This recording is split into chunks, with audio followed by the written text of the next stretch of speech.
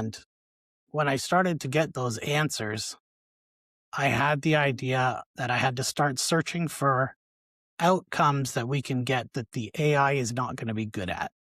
Ooh, And that's how yeah. we came up with our local marketing strategy for our SMB Autopilot is that I discovered that AI has terrible advice about local marketing.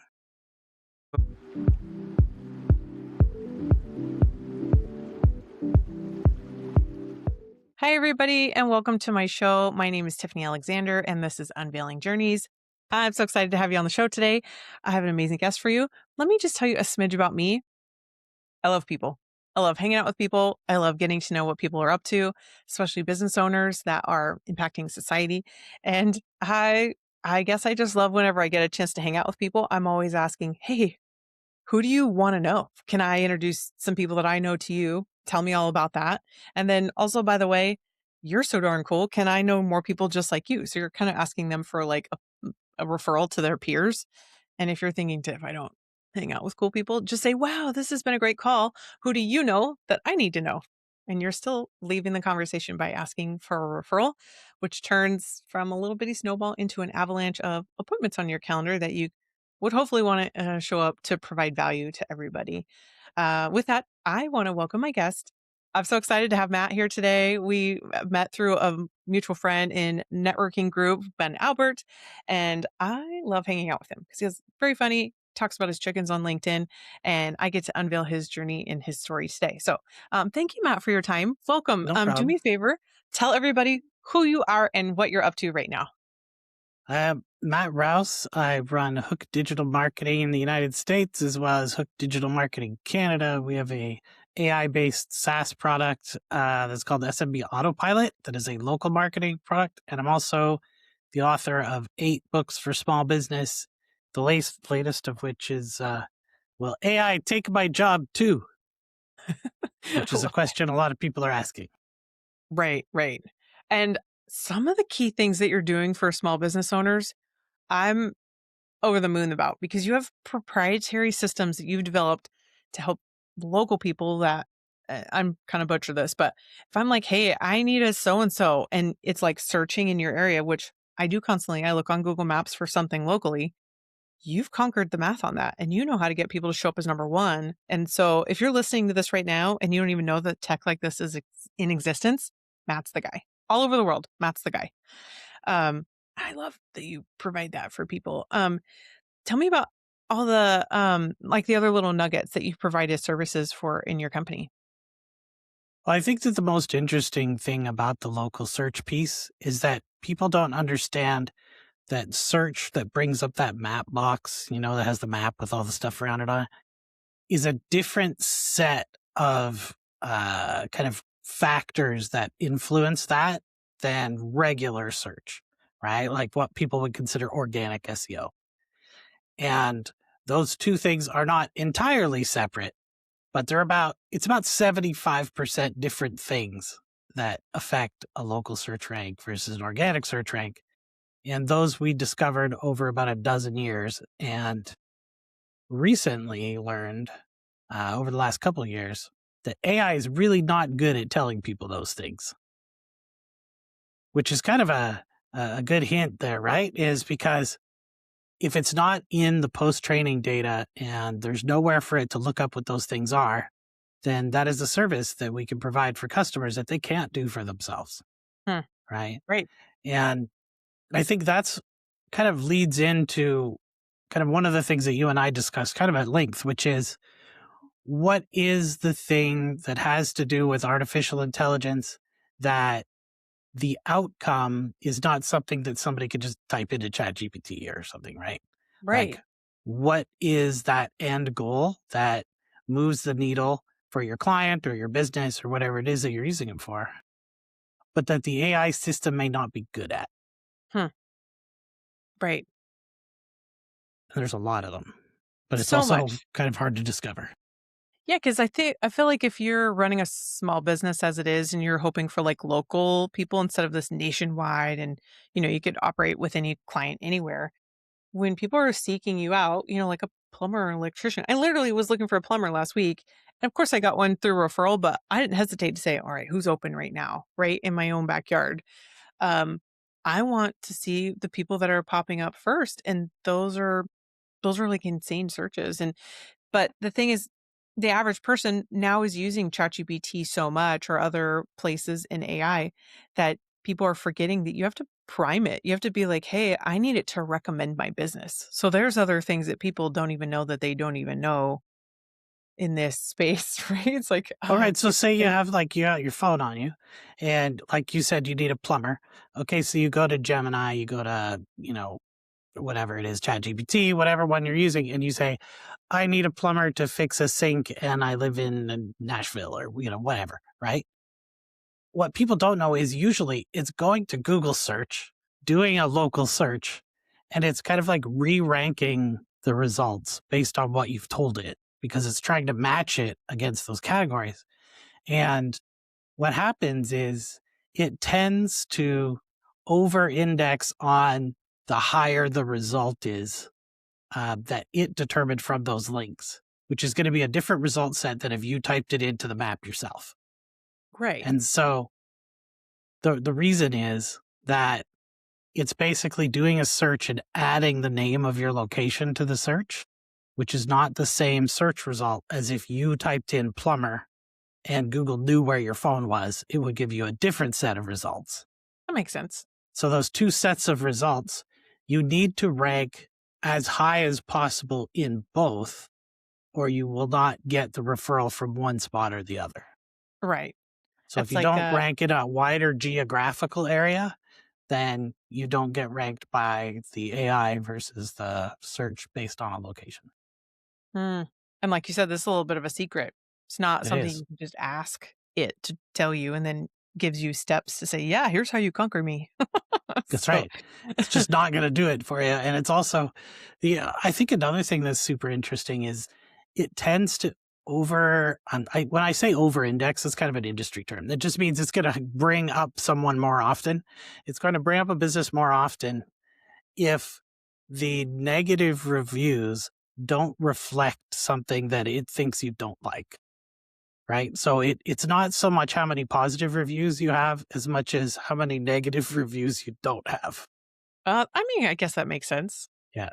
That Huh. may change in time though. So we'll Right. see what happens because each system is tweaked a little differently every time it comes around. The results you got from ChatGPT 4.0 are not the same as you're going to get from ChatGPT 5.2. So, Mhm. you know, as Nice. I said, it's kind of a moving goalpost. Yeah, I think that's AI in general right now. And I'm grateful for that because I want it to always be bettering itself. And hopefully the billionaires behind it are too. Right. uh, I want to do this. Tell me, I want to go over your whole story. Let's start from the beginning. Where are you from? And if we can even go back that far, like what did you think you were going to be doing as a kid? Like I want to Right. be an astronaut growing up, but like I am not definitely an astronaut at this point. And then what did that look like for like schooling to jobs to start off? I don't know. It kind of depends how far back you go, but I kind of grew up in a little mining town in British Columbia. It's like a coal mining town.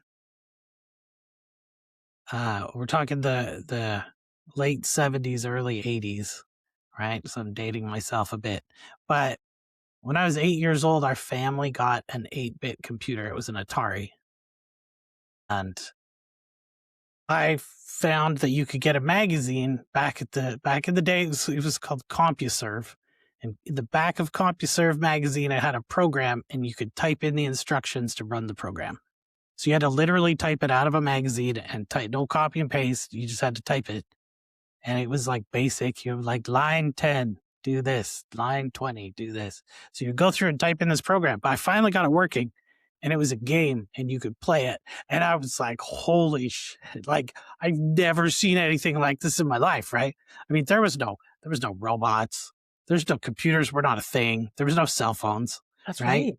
So we're talking about 8 years old. I could program a machine. It was incredible to me, right? And that's important, that feeling, because I had it a couple times in my life later, right? And so from there, I went on, I did some work, I went to school, I did a bunch of odd jobs and things. I used to be a kitchen manager of a seafood restaurant and all kinds of stuff like that, right? I sold electronics for a while. Um, and then I actually ended up doing tech support for a bit. And then I got hired as a contractor at Intel in the Mm, United States. And that's how I went from Canada to the US. So I lived in Oregon for about 19 years. wow. And I got married there. My daughter's born there. But yeah, and then I kind of went back and forth working in the technical side for marketing departments. So I Mhm. worked in the several marketing departments for Intel, several of the marketing departments at Nike. Like I worked for Nike Sports and Nike Golf and some other ones and some other big companies and like $1 billion steel company that's in Oregon I used to work with and worked for some data centers. And but before that, when I was in Canada before I moved, I actually built my first website for money in 1998. Wow. So a company asked if somebody had known, if anybody knew anyone who could build a website because they were going to put their company on the internet, which was a new thing, right? Mhm. So they paid me $50 and a case of beer. And I built a website for a company that did large format printing for like buses and stuff like that. That's cool. And so I ran that kind of web design marketing business on the side for decades, really. And then in 2014, my business partner, Scott, and we merged our companies to make Hook Digital Marketing.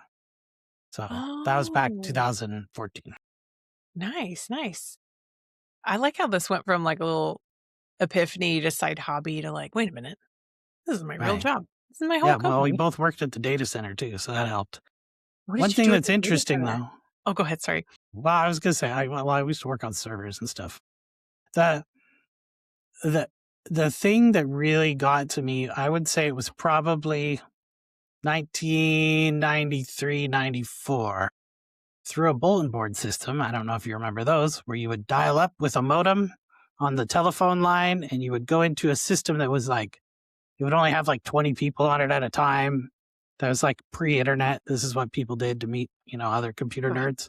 And when you go on this system, and then through that, I got on Usenet, which was the predecessor of the internet. And I was like, this is amazing. But then Netscape Navigator came out and you could go to websites and visually do them. Netscape Navigator was the first browser. And I Really? was like, holy shit, right? Like, this is when I got that feeling again. I was like, this changes the world.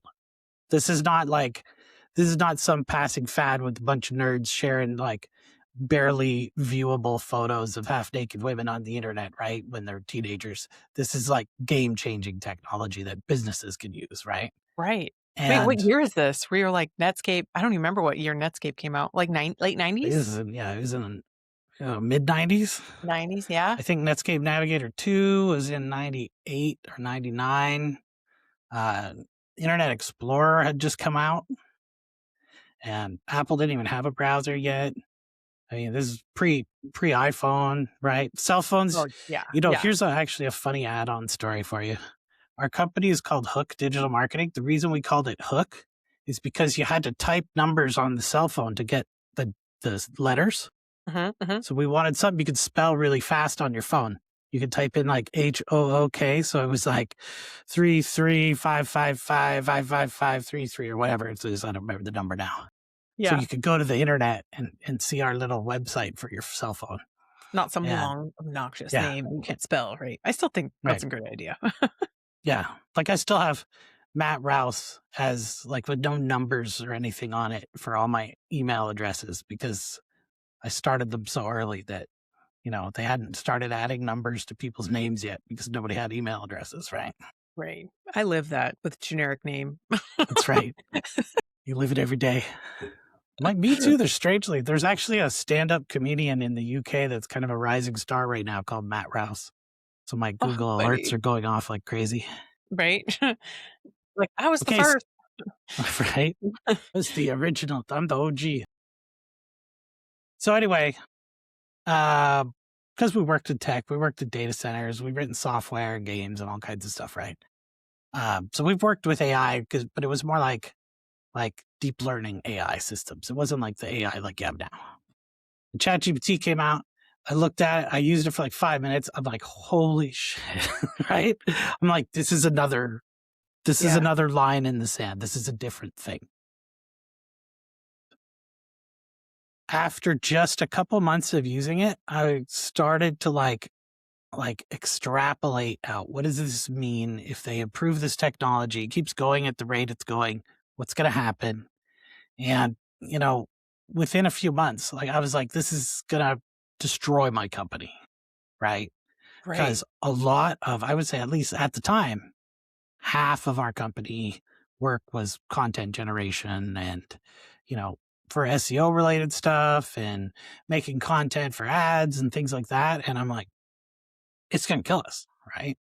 And maybe it's not in the next year or two, but 5, 10 years out, we're going to be no more, right?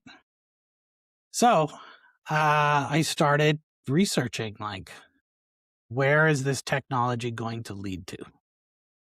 And when I started asking the questions, the difficult questions, how fast does it take to get better? How much, you know, how much infrastructure is it going to take to do these things? What does it mean when we combine this with robots? What does it mean when we could drive it with self-driving cars? Right? How do all these things work together?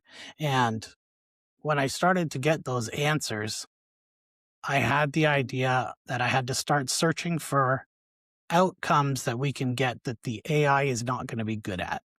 Ooh. And that's Yeah. how we came up with our local marketing strategy for our SMB Autopilot, is that I discovered that AI has terrible advice about local marketing. Ooh. So it's great So, knowledge. And for but those of you listening, this is key because right, who knows when that's going to be fixed if it's low priority, right? Like people just want could marketing, be. right? Let You would alone like, think Gemini would be really good at it since it's Google's, but it is not. hmm, So, but yeah. anyway, after I started doing that, I started talking to people and I realized that nobody realizes these things. Everybody looks at last year's AI that they used and thinks that's the future of artificial intelligence, which it is not, right? So the current rate of AI doubling in power, let's call it, right, or ability, is about 6.6 to 6.7 months. And then you've got Moore's law, where computer power is doubling every 18 months. And you've got robotics, which is also basically at about the same level as AI. It's about every 6.7 months are doubling in ability. That's why at CES this year, they have robots walking around, putting things in the oven, taking care of your pets and stuff like that. And last year they were falling over on the stage, and the year before they were robot dogs, right? Yeah. Yeah. I But that loved means watching next all year those. they're going to be in someone's house, Yeah. right? Yeah. If you think about that, I'll tell you a quick story. So I don't want to go on too long, so you can stop me whenever you like. But I was going to say, I was talking to this guy. His company makes websites for large nonprofits and stuff. I said, how long do you think it's going to be before, an AI system or ChatGPT or some software like that, you're just going to be able to type in the information about your nonprofit and it's just going to build your whole website, right? And he's like, oh, it's going to be at least, 3, 4 generations away. And I'm like, okay, so that's 2 years from now. Hmm. Are you ready to be out of business 2 years from now? And he's like, oh shit. I never thought of that, right? I And didn't either. That's such that's a the good thing. That's perspective. how fast it is. And not Right. only that, a generation of models came out like a month after that conversation. So that means he's got about 18 months, right? So the prospect of being out of business in such a short period of time is really difficult to wrap our brain around, right?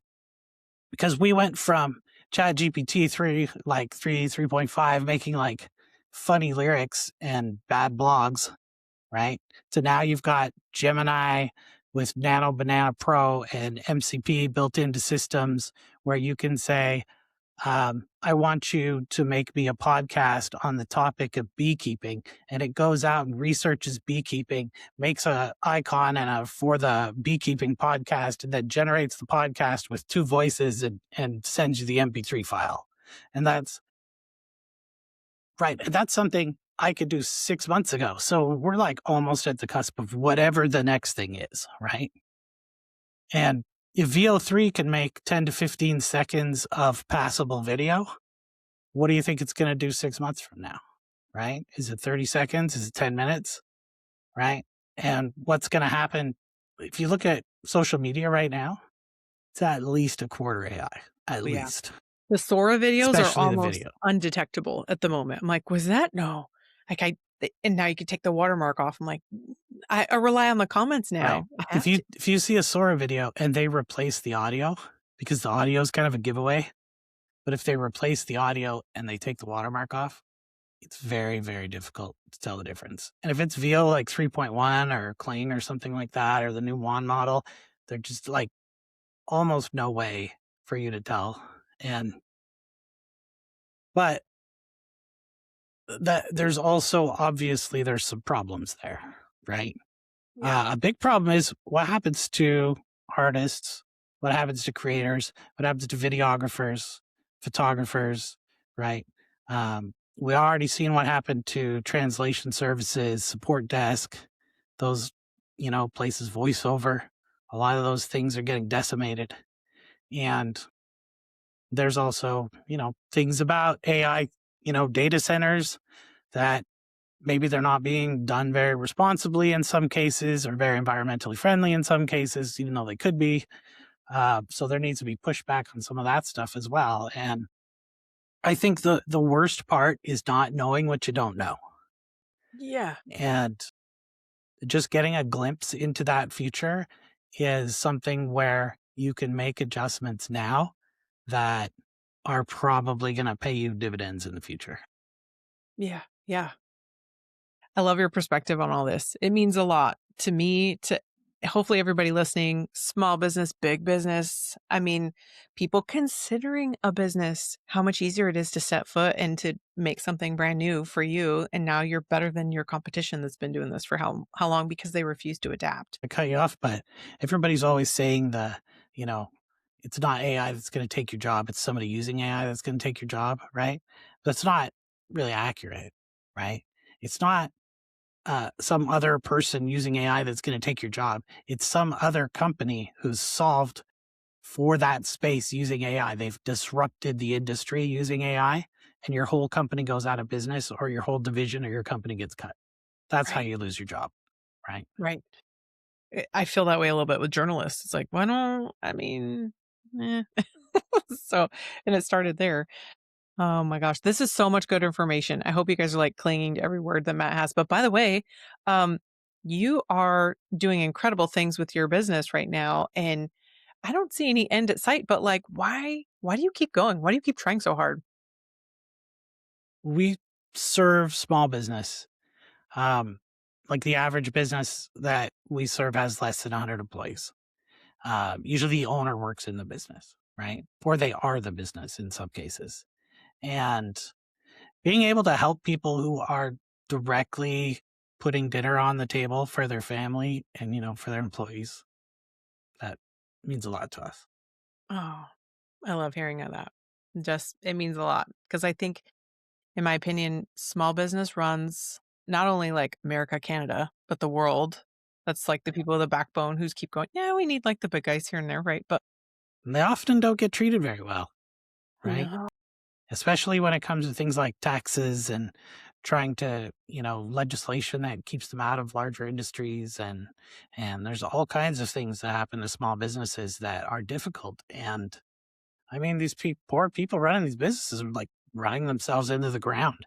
yeah. And what's great is, I used to work 100-hour weeks, and by implementing a bunch of automation and AI stuff, we actually have more clients. We've hired more people, and I work about 20 to 30% less than I did before. And Only that's 80 the hours a dream, week. right? So Yeah. now we can make more money. We can help more people. We can hire more employees because now they're super employees, Right. right? Because they've got training. They know how to use AI systems. They know how to get the benefits and where to apply those benefits. Right. And, we can help a lot more people. That's so cool. All right. People at this point are thinking, wait, I want to know you. I want to know what you can do for my business. Or can I just have a moment with you?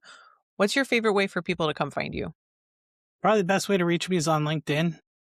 If you like talking about marketing and AI and chickens, then that's my LinkedIn.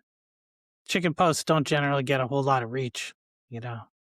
Uh, I guess the algorithm's not high on videos of chickens. So, um, but yeah, that, or also you can go to my website. It's matthewrouse.com, and it's easy to find. You can find our company and all the stuff we're doing there. Nice, nice. Or you can buy Well, my book. yeah, yeah. Tell me, this is the next iteration. So, like, Yes. will Will AI AI take my take job? my job too? 100%. And I released it at the end of October. It is up to date on the current AI situation. And I also go into things about all the industries you can think of: shipping, medical, small business, enterprise, education, you name it. And I Nice. think some of the stuff in there is going to make a lot of people say, "Holy shit!" Right? Right. And this is end of January 2026. So this is only going to be relevant for another couple of months or so by the time we post this in a few weeks. But That's right. Give it. It's probably good for 6 to 12 months. there we go. Yeah. Let's do this. Two more questions. What what's next? Like, what's on the horizon? Well, I've decided I'm not going to write any more business books, and I'm going to strictly focus on science fiction. And I'm also writing a screenplay, and I'm currently writing science fiction stories about the near future of AI and robots because I have a lot of insider knowledge in that, which is going good so far. I had a couple stories published, which is fun, and we're going to keep banging away at our AI software to kind of keep it. Our software is not entirely AI. I like to call it AI plus human. Generally speaking, everything we do is kind of human in the loop, right? And so we want to keep that up because we don't want to build a company that is full of robots. We want to build a company that's full of superpower employees. You know? Yeah. Keep the human. I think humans are going to have to stay, but the stuff that a robot could do, wouldn't you rather be doing something more fun or better? Right. Like, I'm in on the AI leaning Yeah, in. I mean, I think we need universal basic income, Oh, and that's another conversation. But I think that there's going to be a lot of job disruption in a lot of areas, and it would sure be a lot smoother if people don't starve in the process. right. Right. I appreciate your heart in that. Um, all right. This brings us to the end. So I want to ask you, what is your golden words of wisdom, your nuggets that we should leave everybody with to wrap up? I think probably the most important thing is if you're not using any type of AI right now, or you're just using ChatGPT, I would go find out what else is out there and start using it. Try some image generators, try a video generator, try some other apps, get some, free courses, watch some YouTube. Just get exposed to as much of it as you can. And then the wheels will start turning and you'll be like, oh, you know what? Now I know how I can use this to fix this problem I have. And that's the start. And once you go down that rabbit hole, you start seeing places you can save time, especially if you run a small business. Right, right. Man, well, amazing words. I appreciate you being able to share everything, share your story, and I appreciate your time because I know you're a busy man. I got a piece of a sliver of your 80 hours you put in this week. Right. Well, thanks, Tiffany. I appreciate it. And you're a great connector. Oh, thank you. And everybody who stayed this long, I appreciate you guys watching the show. And I look forward to seeing you on the next episode. And a couple of really great nuggets pulled out of the show. Follow us on LinkedIn and YouTube. And I'll see you guys in the future. Bye.